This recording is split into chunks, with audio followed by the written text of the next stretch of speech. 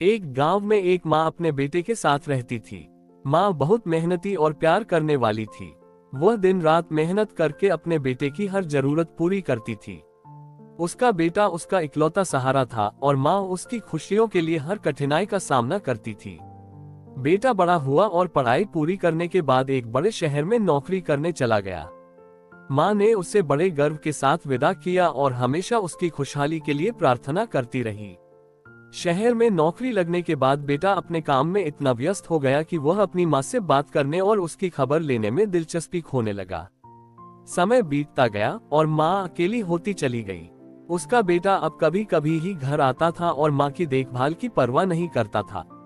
माँ हर बार बड़ी उम्मीद से उसकी राह देखती, लेकिन वह केवल औपचारिकता निभाने आता और जल्दी लौट जाता। एक दिन माँ बहुत बीमार हो गई।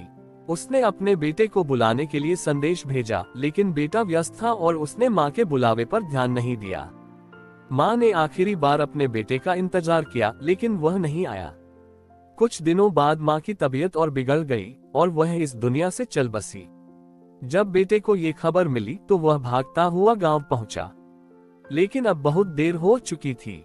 उसने अपनी माँ को खो दिया था। उसकी माँ ने अपनी पूरी जिंदगी उसकी खुशी के लिए गुजारी थी, लेकिन वह उसे आखिरी समय में भी नहीं देख सका। बेटे को अपने किए पर बहुत पछतावा हुआ, लेकिन अब कुछ भी बदलना संभव नहीं था।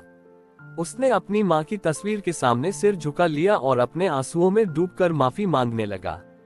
शिक्षा: इस कहानी से हमें ये सीखने को मिलता है कि माँ का प्यार और त्याग अमूल्य होता है।